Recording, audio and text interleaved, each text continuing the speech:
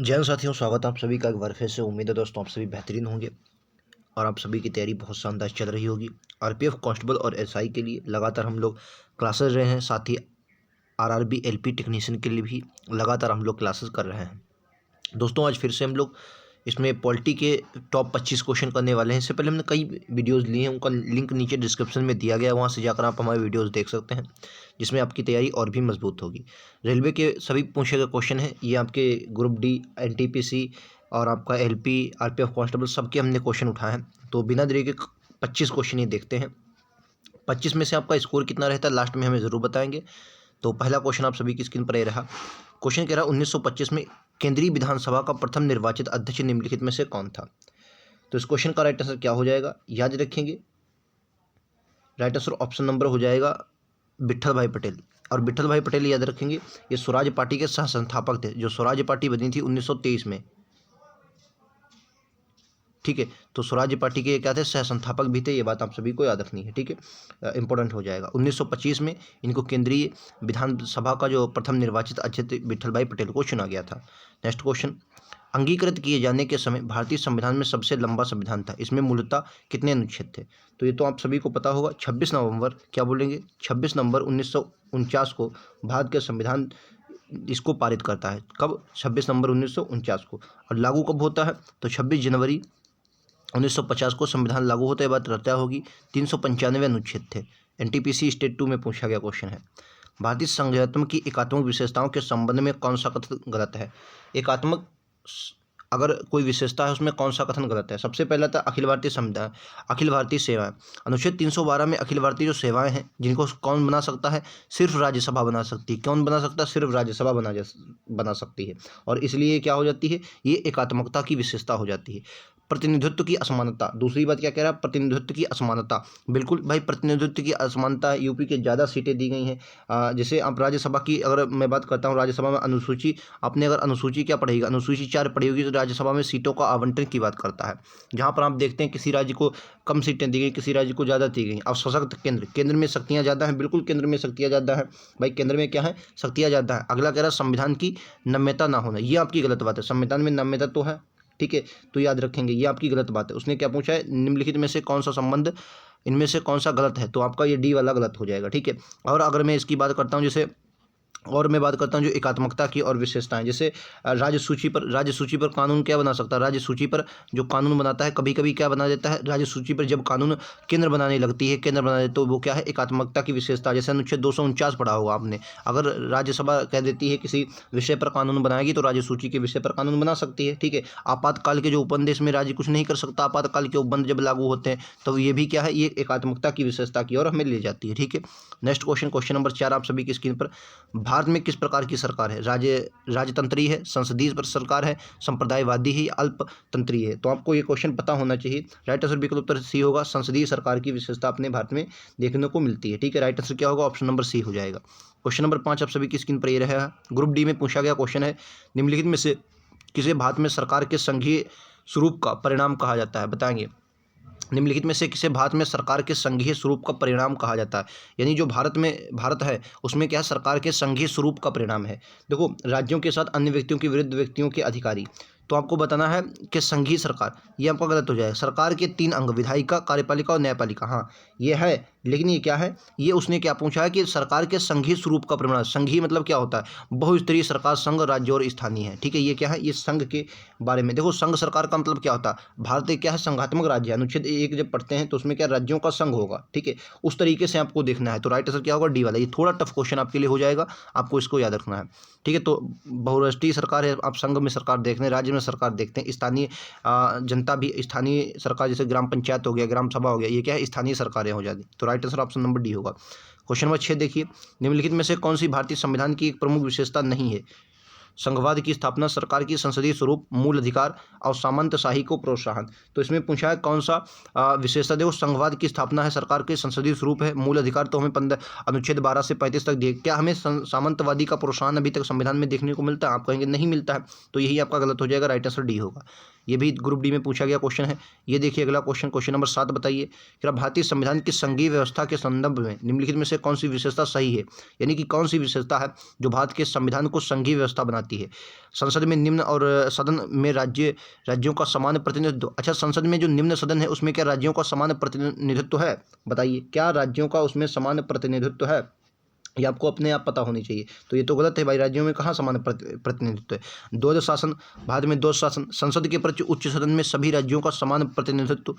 दोहरी नागरिकता, आपको संघीय व्यवस्था बतानी है तो इस क्वेश्चन का राइट आंसर क्या हो जाए? द्वैध शासन हो जाएगा। द्वैध शासन आप देखते हैं बाद में क्या है दोस्तों, द्वैध शासन है, ठीक है। कैसा शासन है? द्वैध शासन है। केंद्र में भी शासन चल रहा है, राज्य में भी शासन चल रहा है। ये क्या है? संघीय व्यवस्था है। भाई दोहरी नागरिकता कहाँ है? भारत में किसकी नागरिकता? एकल नागरिकता का प्रावधान है। कौन सी नागरिकता? एकल नागरिकता का प्रावधान है। और ये भी बात है, गलत है, ठीक है। अगर आपसे पूछे संघीय व्यवस्था के और भी लक्षण बताइए तो संविधान की सर्वोच्चता है, नहीं है? बताइए, संविधान की सर्वोच्चता है। संविधान हमारे यहाँ क्या है? सर्वोच्च है। ये क्या है? ये संघीय व्यवस्था की बात करता है। संविधान क्या है? सर्वोच्च है, ठीक है, याद रखेंगे। उसके बाद दूसरी केंद्र सरकार और राज्य सरकार की जो विभाजन है, इकाइयों मतलब शक्तियों का विभाजन भी हमारे यहाँ किया गया। लिखित और कठोर संविधान भी है। और उच्चतम न्यायालय जो है, सुप्रीम कोर्ट की क्या है? सर्वोच्चता है। यहाँ पर याद द्विसदन की व्यवस्था भी है। दोहरी शासन प्रणाली है, ना कि दोहरी नागरिकता। क्या है दोस्तों? एक मिनट, दोहरी शासन प्रणाली है, याद रखें। क्या है? दोहरी शासन प्रणाली हमें देखने को मिलती है। इंपॉर्टेंट है, आपको याद रखना है।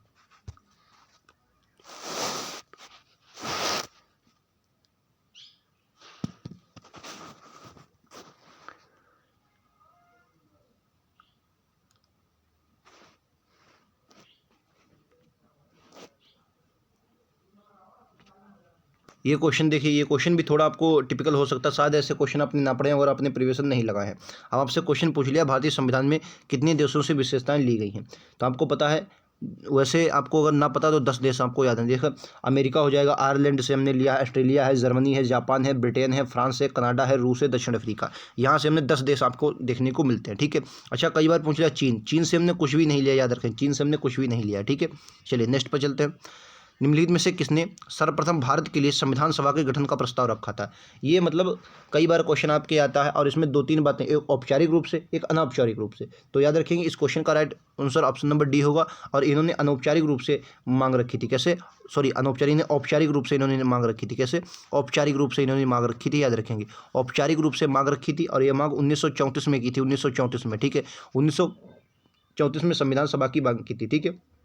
अच्छा, इससे पहले लाहौर अधिवेशन आपको पता होगा। लाहौर, हालांकि इसमें लाहौर अधिवेशन भी पूछ ले तो याद रखना, लाहौर अधिवेशन में जो हुआ था अधिवेशन, आपको पता है अधिवेशन कब हुआ था? तो कहेंगे लाहौर अधिवेशन 1929 में हुआ था। 1929 में जवाहरलाल नेहरू ने भी संविधान सभा के बारे में जिक्र किया था, ठीक है। और 1942 में क्रिप्स प्रस्ताव जब आया तो उसमें इस संविधान सभा गठन की पूरी बात स्वीकार कर ली गई थी। लेकिन संविधान सभा का गठन 1946 में कैबिनेट मिशन के तौर पर हुआ। अच्छा, अगर क्वेश्चन आपसे पूछ ले कि संविधान सभा पर सबसे पहले चर्चा जो थी वो अंग्रेजों ने कब की? तो ब्रिटिश भारत की, मतलब जो अंग्रेजों ने सबसे पहले इस पर चर्चा कब की थी? अगस्त प्रस्ताव में की थी। अगस्त प्रस्ताव मतलब संविधान पर थोड़ी बहुत इन्होंने संविधान सभा पर बात की थी अगस्त प्रस्ताव में। अभी कब? 1940 में आया था अगस्त प्रस्ताव, ये आपको पता होना चाहिए, ठीक है। नेक्स्ट क्वेश्चन आपकी स्क्रीन पर ये रहा।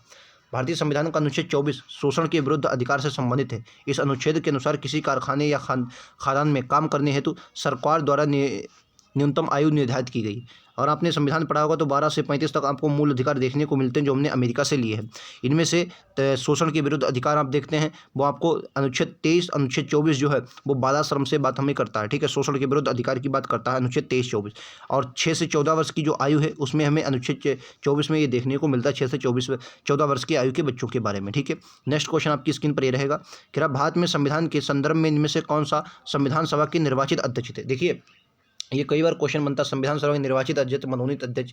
तो मतलब आपको ये पूछा गया है कि इस क्वेश्चन का राइट आंसर संविधान के संदर्भ में इनमें से संविधान सभा के निर्वाचित अध्यक्ष कौन थे, ये आपसे पूछा है। देखो, क्वेश्चन टफ नहीं है, बस आपको थोड़ा पता होना चाहिए। देखो, ऐसा है, जब आपको 9 दिसंबर 1946 को पहली बैठक हुई थी, 9 दिसंबर 1946 को जो पहली बैठक हुई थी, तो क्या हुआ, इसके अध्यक्ष जो बनाए गए थे वो डॉक्टर सच्चिदानंद सिन्हा बनाए गए थे। कौन बनाए गए? डॉक्टर सच्चिदानंद सिन्हा बनाए गए थे, याद रखेंगे। डॉक्टर सच्चिदानंद सिन्हा बनाए गए थे, याद रखेंगे, ठीक है। उसके बाद 11 दिसंबर 1946 को जब बैठक होती है तो इनको अस्थायी अध्यक्ष बोला जाता है। क्या बोला जाता है? अस्थायी अध्यक्ष बोला जाता है। और इनको बोला जाता है स्थायी अध्यक्ष। और स्थायी अध्यक्ष जो होता है, इनको कौन थे? ये राजेंद्र प्रसाद थे। कौन थे दोस्तों? राजेंद्र प्रसाद थे, याद रखेंगे। Rajendra Prasad, right answer option number D हो जाएगा, ठीक है, याद रखेंगे। क्लियर है? ये बात आप सभी को याद रखना है। चलिए नेक्स्ट क्वेश्चन पर चलते हैं। अगला क्वेश्चन, मसौदा समिति के अध्यक्ष कौन थे जिनके पास संविधान का मसौदा तैयार करने का कार्य था? बताएंगे मसौदा समिति जिसे आप प्रारूप समिति के नाम से भी जानते हैं, ठीक है। मसौदा समिति के अध्यक्ष जो थे वो बी आर अम्बेडकर, भीमराव अम्बेडकर थे, और इसके अलावा इनमें 6 सदस्य और थे, मतलब कुल सदस्य अगर पूछा जाए तो 7 सदस्य थे, ठीक है। उसमें अल्लादी कृष्णा स्वामी अय्यर भी थे, या मोहम्मद सादुल्ला भी थे, एन गोपाल स्वामी अयंगर भी थे, ठीक है। टी कृष्णा मचारी भी थे, ये सभी आपको याद रखनी है। अच्छा, ये कई बार इसकी मसौदा समिति का गठन पूछ लिया कब हुआ, तो याद रखेंगे इसका गठन कब हुआ, तो 29 अगस्त कब हुआ था दोस्तों? 29 अगस्त 1947 में इसका गठन हुआ। लेकिन एक बात और भी याद रखना है, अगर ये ऑप्शन में आपको ना दे और पूछ ले कि भीमराव अम्बेडकर मसौदा समिति के अध्यक्ष कब बने, अगर ये ऑप्शन में हो तो आपको ये लगाना है, अगर ये ऑप्शन में ना हो तो क्या बोलेंगे? 30 अगस्त क्या बोलेंगे? 30 अगस्त 1947 को भीमराव अंबेडकर जो थे वो मसौदा समिति के अध्यक्ष बने। लेकिन एक बात और है, अगर दोनों ऑप्शन में हो जाए तो आपको 30 अगस्त लगाना है, क्योंकि संविधान सभा ने मसौदा समिति को कब बनाया? 29 अगस्त 1947 को इसका गठन किया, लेकिन उसके अध्यक्ष जो भीमराव अंबेडकर बने 30 अगस्त 1947 को बने, याद रखेंगे, ठीक है। नेक्स्ट क्वेश्चन, क्या राजनीतिक व्यवस्था में कौन सी विधा अलग अलग राज्यों के अन्य व्यवस्थाओं को एक व्यापक राजनीतिक प्रणाली के भीतर इस तरह एकजुट रखती है कि प्रत्येक को अपनी अखंडता बनाए रखने का प्रावधान मिलता है? ये बहुत इंपॉर्टेंट क्वेश्चन हो जाए। देखो, आप भारत में क्या है, भारत में अगर देखें कौन सी विधा, अलग अलग राज्य हैं भाई, अलग अलग राज्य हैं नहीं है, उनमें एक व्यापक राजनीतिक प्रणाली भी है, अपने अपने भाई हर राज्य में अपनी व्यापक क्या है, राजनीतिक प्रणाली है नहीं है, ठीक है। लेकिन क्या है, फिर भी इस तरह वो एकजुट कार्य करते हैं। आप देखते हैं बाद में वो किसके प्रति, केंद्र के प्रति जवाबदेह होते हैं और उनमें अखंडता भी बनाए रखते हैं, ठीक है। तो कैसी, इस व्यवस्था को हम लोग संघवाद के नाम से जानते हैं। क्या बोलते हैं? संघात्मक या संघवाद के नाम से इसे जाना जाता है। क्लियर? हम सभी को बहुत सारा क्वेश्चन है, आप ग्रुप डी में 2022 में आया है। नेक्स्ट क्वेश्चन है, देखिए, कह रहा निम्नलिखित में से संविधान सभा का कौन सा अनुच्छेद कार्यपालिका से न्यायपालिका के पृथक्करण की बात करता है? अगर आपने दोस्तों क्या पढ़ा, मूल कर्तव्य पढ़े हो, सॉरी, राज्य के नीति निर्देशक तत्व पढ़े होंगे, जिन्हें हम लोग डीपीएसपी बोलते हैं, डीपीएसपी राज्य के नीति निर्देशक तत्व पढ़े होंगे, जिनका विस्तार संविधान में अनुच्छेद 36 से 51 तक किया गया है। जो आपको भाग कौन सा देखने को मिलता है? आयरलैंड से लिए गए हैं और भाग 4 में देखने को हमें मिलते हैं, ठीक है। यहीं पर आपको एक अनुच्छेद देखने को मिलता है न्यायपालिका से कार्यपालिका का पृथक्करण, जिसे अनुच्छेद 50 के अंतर्गत हम लोग देखते हैं, ठीक है। अनुच्छेद 50 में न्यायपालिका से कार्यपालिका के पृथक्करण की बात की गई है, ठीक है। अनुच्छेद 51 पूछा जाए तो पर्यावरण संरक्षण की बात इसमें हम लोग देखने को मिलती है। क्लियर है? चलिए नेक्स्ट क्वेश्चन पर चलते हैं। अगला क्वेश्चन आप सभी की स्क्रीन पर ये हो जाएगा, सॉरी, इसमें माफी चाहेंगे, इसमें क्या, अंतर्राष्ट्रीय शांति व संरक्षण, अंतर्राष्ट्रीय शांति के लिए प्रयास करना, अंतर्राष्ट्रीय शांति है, ठीक है। अंतर्राष्ट्रीय शांति याद रखेंगे, मेरे मुंह से निकलेगी अंतर्राष्ट्रीय शांति है, ठीक है, याद रखेंगे। और कार्य जो हमने पर्यावरण संरक्षण बोला वो 48 के काम में पर्यावरण संरक्षण है, ठीक है, याद रखेंगे। 52 में राष्ट्रपति का पद है, 53 में राष्ट्रपति कार्यपालिका का प्रमुख होगा। नेक्स्ट क्वेश्चन, क्या निम्नलिखित में से कौन सा सांकेतिक शब्द, कीवर्ड देश के सरकार के एक से अधिक स्तरों के अस्तित्व को सुप्रभावित करती है? इनमें से कौन सा एक ऐसा है जिसमें कई आपको, मतलब क्या है, सरकार के एक से अधिक स्तर। अब भारत में कितने स्तर हैं भाई? 3 स्तर हैं। पहले संघ में सरकार है, ठीक है, फिर राज्यों में सरकार है, ठीक है, और राज्यों के अलावा स्थानीय निकायों की भी सरकार है, ठीक है। तो कई सरकार, भारत कैसा संघवाद है, जो संघवाद होती है वो एक से अधिक राज्य के स्तरों को मतलब परिभाषित करती है, ठीक है। तो right answer option number A होगा। नेक्स्ट पे चलते हैं।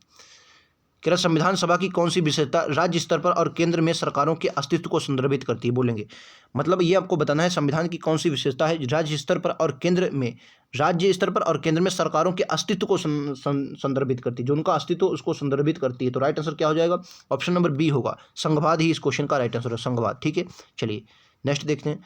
स्वतंत्रता के बाद भारत के संविधान सभा के अध्यक्ष कौन थे? स्वतंत्रता के बाद ये क्वेश्चन पूछ लिया तो राइट आंसर इसमें भी क्या होगा? डॉक्टर राजेंद्र प्रसाद ही होगा। स्वतंत्रता के बाद भारतीय संविधान सभा के अध्यक्ष कौन थे? डॉक्टर राजेंद्र प्रसाद थे, ठीक है, बता दिया मैंने। चलिए नेक्स्ट क्वेश्चन पर चलते हैं। स्वतंत्र भारत के संविधान सभा में प्रथम अध्यक्ष कौन? स्वतंत्र भारत के संविधान सभा, ये तो रिपीट क्वेश्चन हो गया, वही रिपीट क्वेश्चन पूछ लिया, इस पर डॉक्टर राजेंद्र प्रसाद है, ठीक है। नेक्स्ट, 9 दिसंबर 1946 को आयोजित संविधान सभा के प्रथम अध्यक्ष कौन थे? तो मैंने क्या बोला? डॉक्टर सच्चिदानंद सिन्हा। अच्छा, एक बात और भी पूछ ली जाए, अगर इसमें अस्थायी उपाध्यक्ष, आपने स्थायी उपाध्यक्ष तो सबको पता होगा, ठीक है, लेकिन अगर पूछ लिया अस्थायी उपाध्यक्ष कौन था, अस्थायी उपाध्यक्ष कौन था, तो बताएंगे फ्रैंक एंथोनी। क्या बोलेंगे? फ्रैंक एंथोनी, फ्रैंक एंथोनी, याद रखेंगे, नाम बहुत इंपॉर्टेंट है। ये अस्थायी उपाध्यक्ष था, कैसा था? अस्थायी उपाध्यक्ष था, फ्रैंक एंथोनी, ठीक है। अब एच सी मुखर्जी जो थे वो स्थायी उपाध्यक्ष थे, ठीक है, याद रखेंगे। एच सी मुखर्जी क्या थे? स्थायी उपाध्यक्ष थे, ठीक है। चलिए नेक्स्ट पर चलते हैं। इनमें से कौन भारतीय संविधान की मसौदा समिति के सदस्य नहीं थे? आप सभी को पता है 6 सदस्य और 1 अध्यक्ष मिलाकर कुल 7 सदस्य थे। 29 अगस्त 1947 को गठन हुआ। 30 अगस्त 1947 को भीमराव अम्बेडकर इसके अध्यक्ष बने थे। मोहम्मद सादुल्ला थे, एन गोपाल स्वामी अयंगर थे, के.एम. मुंशी थे, ए.वी. ठक्कर नहीं थे भैया। ए.वी. ठक्कर जो थे वो इससे संबंधित नहीं थे। क्या बोलेंगे? ए.वी. ठक्कर इससे संबंधित नहीं थे, याद रखेंगे। राइट आंसर क्या हो जाएगा? ऑप्शन नंबर डी हो जाए, ए.वी. ठक्कर नहीं थे। ठीक है, टी.टी. कृष्णामाचारी वगैरह इसमें थे। नेक्स्ट क्वेश्चन ये बताइए, संविधान सभा के प्रारूप समिति के अध्यक्ष, ये तो अभी हम लोग बता चुके हैं, डॉक्टर भीमराव अम्बेडकर। नेक्स्ट पर चलते हैं। अब देखिए, पंडित जवाहरलाल नेहरू ने किस तिथि को संविधान सभा में उद्देश्य प्रस्ताव प्रस्तुत किया? अब उसके उद्देश्य प्रस्ताव के बारे में थोड़ी बातें मैं आपको बता देता हूं जो आपके एग्जाम में पूछ ली जाती हैं। ठीक है, अच्छा देखो, उद्देश्य प्रस्ताव की बात करते हैं तो ये कहाँ से लिया गया? अमेरिका से लिया गया, अमेरिका से। ठीक है, अमेरिका से इसको लिया गया है। ठीक है, इसकी भाषा अगर पूछी जाए, उद्देश्य इसकी भाषा कहाँ से ली गई है, तो क्या बोलेंगे? भाषा इसकी ऑस्ट्रेलिया से ली गई। ठीक है, इसकी भाषा कहाँ से ली गई है?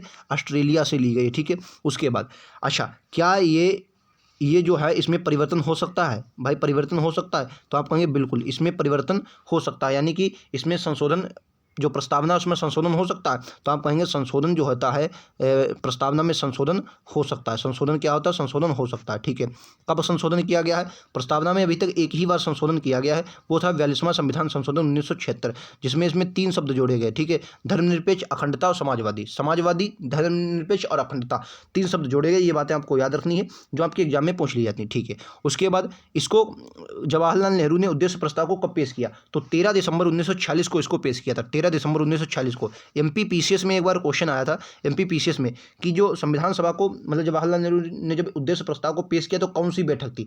तो याद रखें 5वें नंबर की बैठक थी। कौन से? 5वें नंबर की। और ये मैं नहीं बता रहा हूँ, पीसीएस एमपीपीसीएस में एक क्वेश्चन है और उन्हें आंसर की में 5वीं बैठक को सही माना। ठीक है, क्योंकि ऐसा माना जाता है कि 11-12 जो थी 9 के बाद लगातार भी बैठकें हुई और 13 तारीख को 5वीं बैठक में संविधान सभा ने उद्देश्य प्रस्ताव को जवाहरलाल नेहरू ने रखा था संविधान सभा में। ठीक है, याद रखेंगे जो इंपॉर्टेंट है।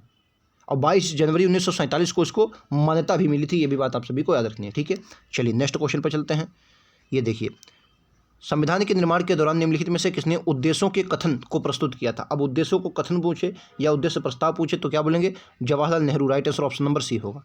नेक्स्ट क्वेश्चन, कितने वर्षों के विचार के बाद लगभग भारतीय संविधान पर हस्ताक्षर हुआ? अच्छा, कई बार ये पूछा गया है कि भारतीय संविधान पर जो हस्ताक्षर हुए वो कितने लोगों ने किए? तो याद रखें 284 लोगों ने भारतीय संविधान पर हस्ताक्षर किए थे। ठीक है, 284 यानी 284 लोगों ने संविधान पर हस्ताक्षर किए थे, याद रखें। और पहले हस्ताक्षर पूछे कि सबसे पहले हस्ताक्षर किसने किए थे?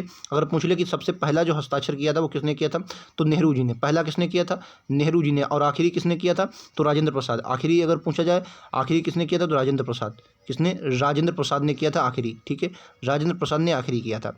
तो लगभग 2 वर्ष 11 माह 18 दिन लगे थे। तो आप इसको 2 माह तो बोले, 2 साल तो बोलेंगे नहीं, कितना बोलेंगे? 3 साल। 2 साल 11 माह 18 दिन। ये लीजिए क्वेश्चन नंबर 25। और आज का नहीं, इसके बाद शायद एक और क्वेश्चन है। स्वतंत्र भारत के प्रथम विदेश मंत्री कौन थे? स्वतंत्र भारत के बताना है, स्वतंत्र भारत के प्रथम विदेश मंत्री कौन थे? तो इस क्वेश्चन का राइट आंसर क्या हो जाए? देखो, स्वतंत्र प्रथम रक्षा मंत्री पूछे थे। रक्षा बलदेव सिंह जो थे ये क्या थे दोस्तों? ये रक्षा मंत्री थे आपके। ये क्या थे दोस्तों? रक्षा मंत्री थे, याद रखेंगे। विदेश मंत्री पूछा है ना, स्वतंत्र भारत के प्रथम विदेश मंत्री। Right answer option number C होगा, जवाहरलाल नेहरू थे। क्या थे? जवाहरलाल नेहरू हो जाएंगे। ठीक है, याद रखेंगे। और बाकी बीवी गिरी 3रे उपराष्ट्रपति थे और 4थे राष्ट्रपति थे। और बाकी आपके पहले राष्ट्रपति, दूसरे उपराष्ट्रपति थे। चलिए नेक्स्ट क्वेश्चन। यहीं तक हमारे क्वेश्चन थे। 25 क्वेश्चन हमने इस वीडियो में किए हैं। उम्मीद है आप सभी को समझ में आए होंगे। कितने क्वेश्चन आपने सही किए कमेंट सेक्शन में जरूर बताएं। उनका हमने सोल्यूशन भी विस्तार से दिया पॉलिटी के। इससे पहले हमने आधुनिक भारत के क्वेश्चन करवाए थे, ज्योग्राफी के भी क्वेश्चन करवाए थे। मैं आपको लगातार क्वेश्चन करवाता हूँ ताकि आपकी तैयारी बेहतरीन हो सके और प्रैक्टिस सेट प्रीवियस क्वेश्चन भी आपको लगातार दिए जा रहे हैं। मिलते हैं अगली वीडियो में। आज के लिए इतना ही। थैंक यू दोस्तों। जय हिंद, जय भारत।